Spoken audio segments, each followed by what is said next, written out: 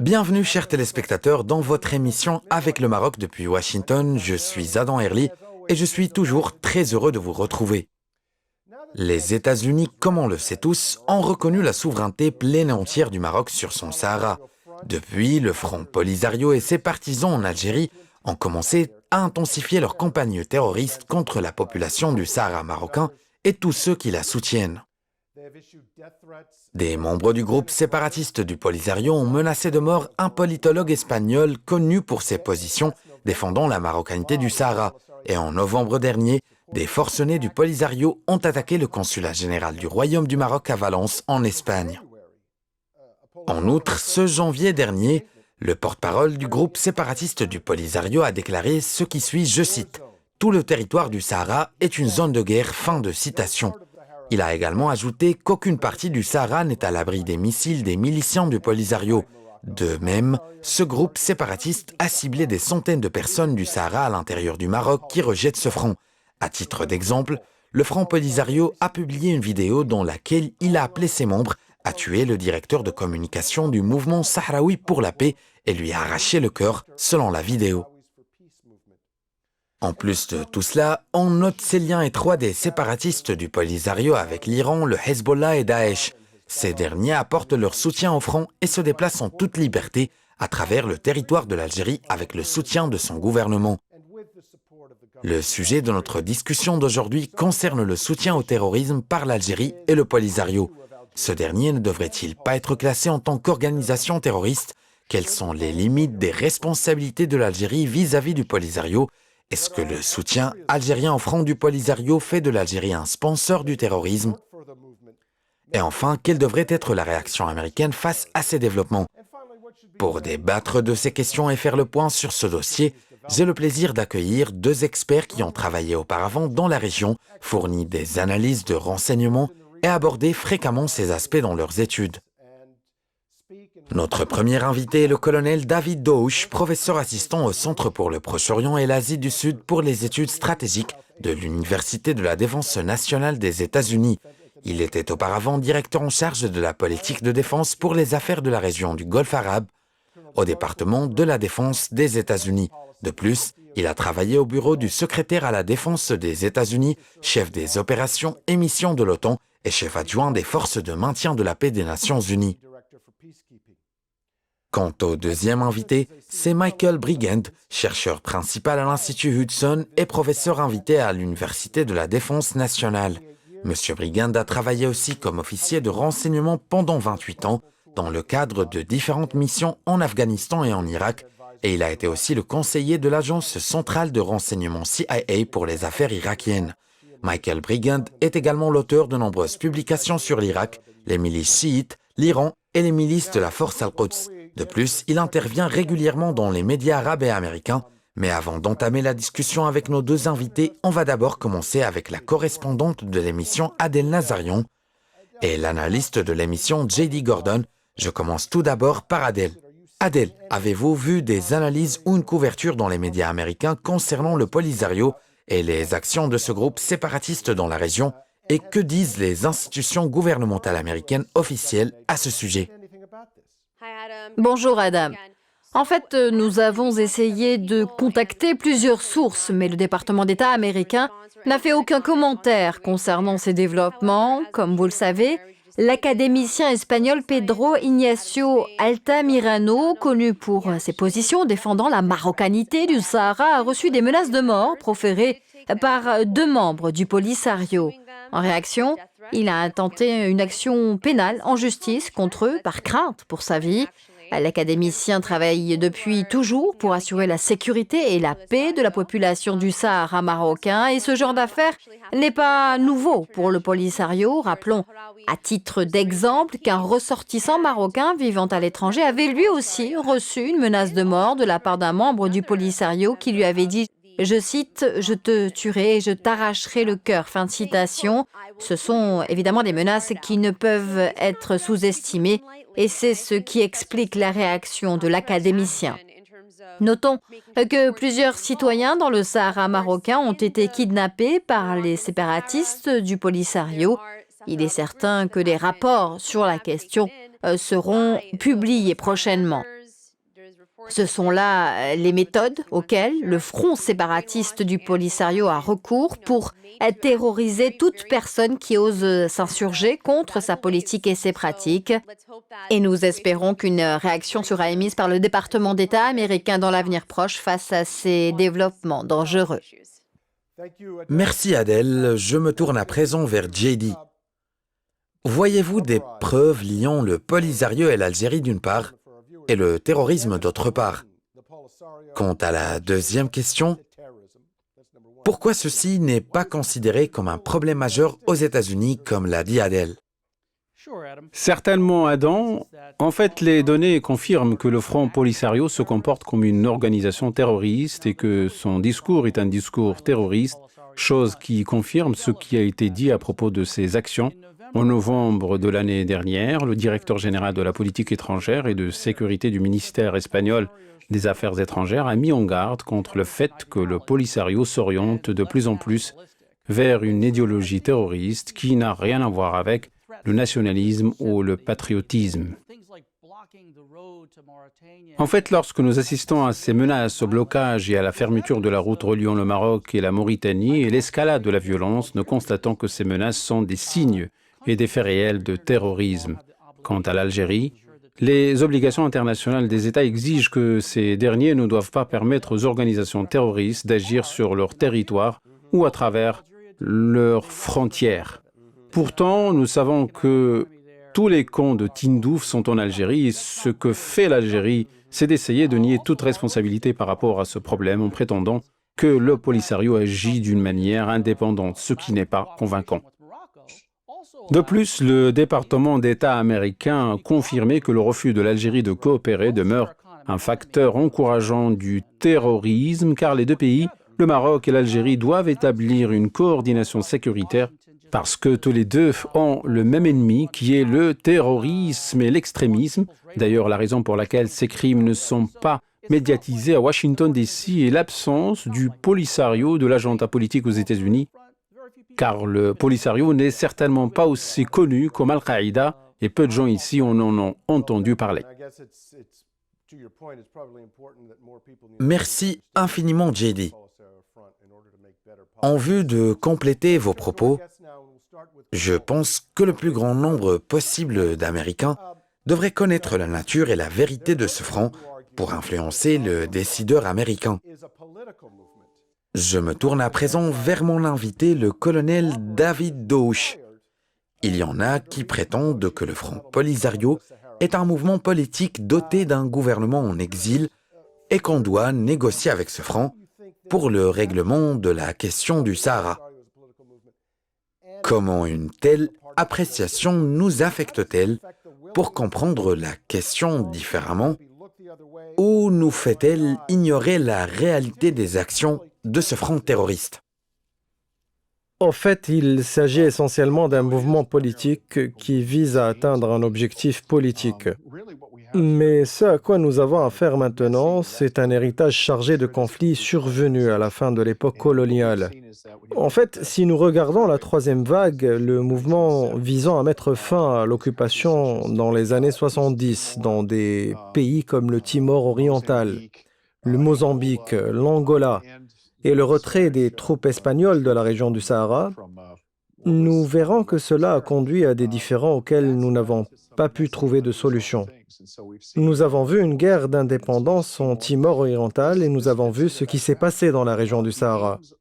Même si l'objectif du Polisario était un objectif politique représenté dans une tentative d'imposer la souveraineté sur le Sahara, car il était sous le contrôle de l'occupation espagnole, je suis sûr que la tactique suivie par le Polisario peut s'inscrire dans une sorte de guerre terrestre en dehors des règles normales. Mais il n'est pas complètement éloigné des méthodes de combat suivies par les nombreux mouvements de libération en Afrique, en Asie et ailleurs. Je pense que ce que nous voyons ici nous rappelle les conflits survenus à l'époque de la fin de l'occupation. Mais le Polisario peut paraître un peu étrange car ces tactiques ne sont pas menées dans l'atmosphère d'une guerre froide, mais dans un contexte terroriste. De plus, je note que Al-Qaïda, en tant qu'organisation terroriste transfrontalière, tire profit de la situation entre le Maroc et le Polisario et dans les autres pays du Sahel. D'accord, permettez-moi de tourner à présent vers mon invité Michael Brigand à propos de ce point. Michael, vous avez travaillé dans le passé comme analyste du renseignement pendant de nombreuses années. Quelle est donc votre évaluation des liens entre le Polisario, l'Iran et le Hezbollah, et si ces liens regroupent à la fois des mouvements politiques et des organisations terroristes? C'était la première question. Quant à la deuxième,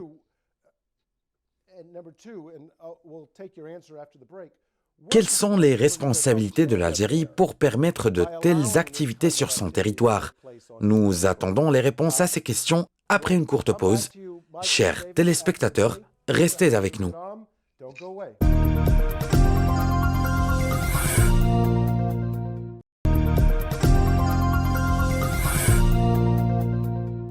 Chers téléspectateurs, nous voilà de retour pour la suite de votre émission Avec le Maroc depuis Washington.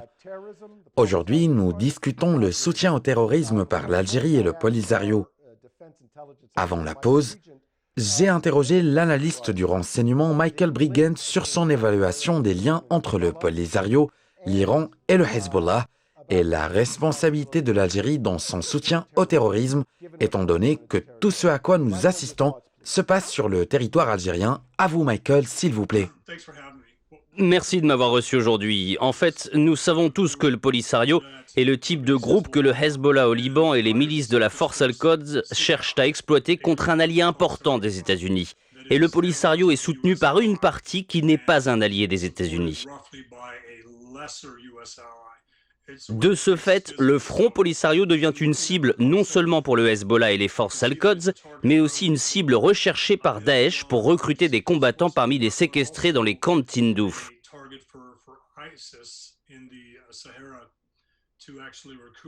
En fait, la méthode classique de l'activité déstabilisatrice repose sur l'existence de conflits et de zones de non-droit qui échappent à l'autorité des États.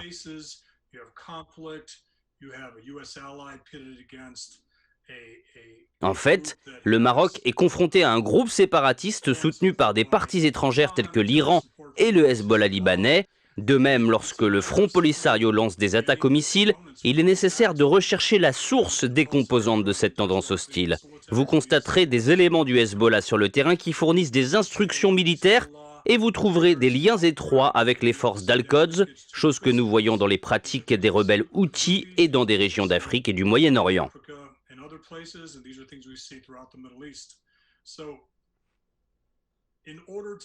D'ailleurs, pour que le Front Polisario soit classé comme une organisation terroriste étrangère et pour tenir l'Algérie responsable du parrainage de ce groupe séparatiste, il est nécessaire de prouver l'existence de liens plus étroits avec le corps des gardiens de la révolution islamique iranienne par la confiscation des armes et la confirmation de la présence des éléments du Hezbollah sur le terrain au Sahara.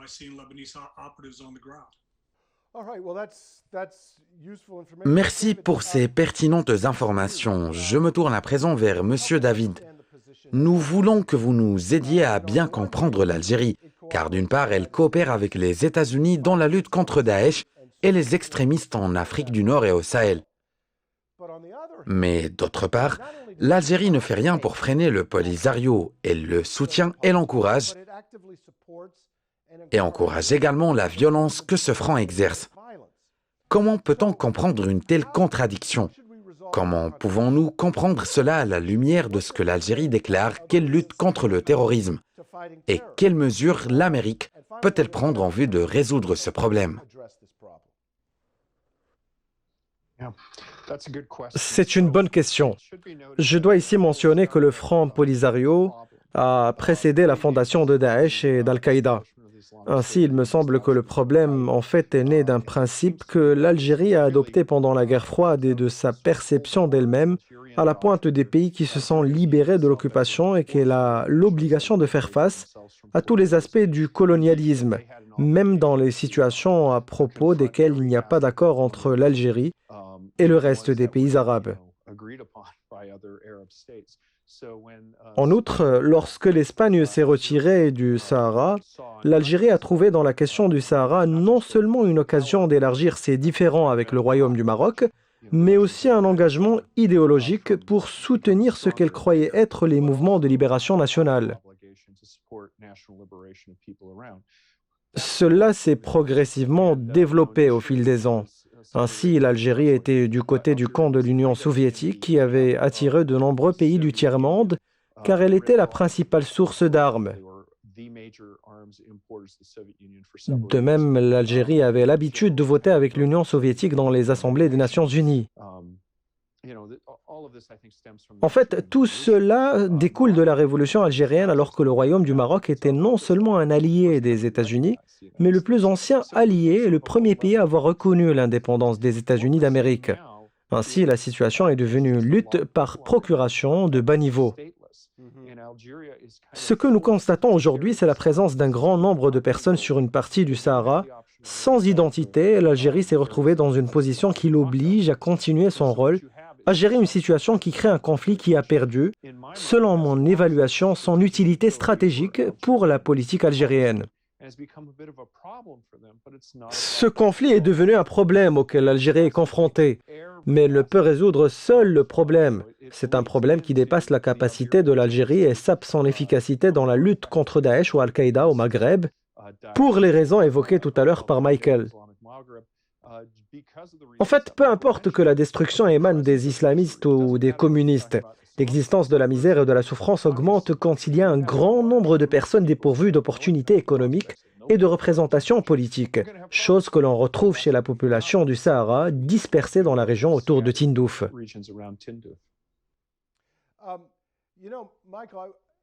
Michael, je pense que nous pouvons tracer une ligne qui lie le Polisario et les Houthis au Yémen, car ce sont deux mouvements armés qui prétendent être des gouvernements et tous les deux ciblent délibérément des civils et mènent des campagnes d'assassinat. De plus, ils reçoivent tous les deux les armes, l'argent et les instructions militaires de l'Iran et du Hezbollah et participent aux négociations de paix internationales. Quant aux Houthis, les États-Unis les ont classés en tant qu'une organisation terroriste étrangère. C'est ce que l'administration Trump a annoncé, mais l'administration Biden a annulé cette décision ultérieurement. Je vous pose ici deux questions. La première est liée à votre réponse précédente.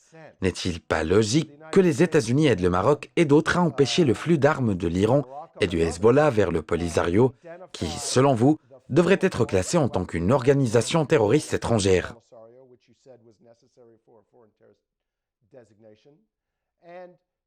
La deuxième question est la suivante. Que diriez-vous si les preuves confirmant la classification du Polisario comme organisation terroriste étrangère se révélaient exactes? Je pense que les difficultés qu'on rencontre à cet égard est que l'administration Biden a annulé la classification des Houthis comme une organisation terroriste étrangère. Je pense que cette classification aurait dû être maintenue parce qu'elle donnait aux États-Unis un pouvoir de pression et empêchait les Houthis de mener leurs actions. D'ailleurs, je ne m'attends pas à ce que l'administration du président Biden classe le Polisario comme une organisation terroriste étrangère, qu'il le mérite ou non. Relier le Polisario aux gardiens de la révolution iranienne est au fait que des missiles ont été lancés contre un important allié, car comme l'a dit David, le Maroc est le plus ancien allié des États-Unis. Cela donne une conviction logique que le Polisario doit être classé comme une organisation terroriste étrangère, mais l'administration Biden ne le fera pas. En fait, ce que nous avons vu avec les Houthis, c'est que l'annulation de leur classification en tant qu'organisation terroriste étrangère les a encouragés à intensifier leurs attaques au cours des 3 dernières semaines depuis que l'administration Biden a laissé entendre son intention d'annuler le classement. Je pense que le Polisario ressentira la même chose et le fait de ne pas prendre des mesures contre lui le poussera à se sentir dans une position plus forte. D'ailleurs, je n'essaye pas ici d'offenser l'administration Biden, mais l'Iran n'a pas connu de réaction à ces activités de la part de l'administration Biden, et même lorsque l'attaque de missiles a eu lieu en Irak il y a quelques jours, l'administration Biden ne l'a pas décrite comme une attaque des milices irakiennes soutenues par l'Iran. Il est peu probable que l'administration Biden condamne les attaques de missiles du Front Polisario et ne classera certainement pas le Polisario comme une organisation terroriste étrangère. Je me tourne à présent vers vous, David, et je vous pose la question suivante. Vous avez travaillé avec le gouvernement et vous savez bien comment les hauts responsables gèrent cette question de la lutte contre le terrorisme. Quelle devrait être la réaction américaine si le Maroc venait vers les États-Unis avec des preuves que le Polisario a des contacts et des liens étroits avec des organisations terroristes et avec l'Iran, qui lui fournissent toutes les aides qu'il leur réclame et que le Maroc demande donc de prendre acte de cette réalité et de coordonner les efforts pour y faire face. Et ici, il faut mettre en évidence que le Maroc et les États-Unis coopèrent étroitement dans la lutte contre le terrorisme. Considérez-vous cela comme une voie possible et que les États-Unis y répondront efficacement? Franchement, je ne le pense pas. Je pense que si le Royaume du Maroc voulait voir les États-Unis changer leur position et mettre le Polisario dans le même emplacement que le Hezbollah ou même les Houthis, il lui incomberait de prouver que l'attaque du Polisario n'est pas un cas local. Ce que je veux dire, c'est que jusqu'à présent, les activités des membres du groupe séparatiste du Polisario se sont limitées à ce qu'on a appelé la zone contestée, jusqu'à ce que le président Trump reconnaisse la souveraineté pleine et entière du Maroc sur le Sahara. Mais si le Polisario en venait à mener des attaques à l'intérieur du royaume et qu'il s'avère qu'il a reçu des armes sophistiquées, ce qui n'est pas prouvé jusqu'à présent, puisque la majorité de l'armement du Polisario n'est constitué que de vieux équipements de l'arsenal militaire algérien ou de vieilles armes récupérées des troupes espagnoles, et qu'on ne dispose pas de preuves attestant d'un fort soutien de l'Iran au Polisario, et que ce dernier est apparu avant la création des gardiens de la Révolution. Donc, pour résumer, si une attaque est menée à l'intérieur du Maroc, on s'y intéressera de très près aux États-Unis. Chers téléspectateurs, vous avez entendu les propos de deux experts qui ont une connaissance approfondie de la question. Merci Michael et merci David de nous avoir rejoints aujourd'hui dans cette discussion. Je remercie également J.D. Gordon et Adèle. Je veux ici exposer ma propre vision envers cette question. Le Front Polisario recourt à la violence et au terrorisme comme une arme dans sa lutte pour l'autodétermination.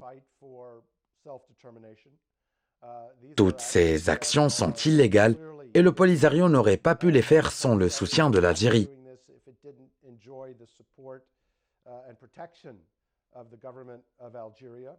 Mais en fin de compte, quand il s'agit de la classification américaine d'une organisation comme étant une organisation terroriste étrangère, il doit y avoir des bases juridiques solides. D'ailleurs, comme nos invités l'ont dit, pour que l'Amérique prenne cette décision, il doit y avoir des preuves claires de liens politiques, militaires et financiers entre le Polisario, le Hezbollah et le gouvernement iranien avant de chercher l'obtention d'une telle classification.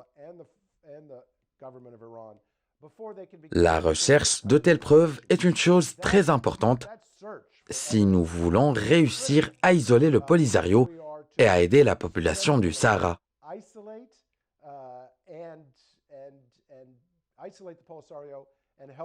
Cela se fait en se concentrant sur la future coopération américano-marocaine dans le domaine de la lutte contre le terrorisme. Le résultat sera éblouissant pour le Maroc et la population du Sahara marocain et il affectera certainement toute la région. Merci à vous, chers téléspectateurs, pour votre fidélité, votre soutien et votre suivi. À bientôt dans un autre épisode.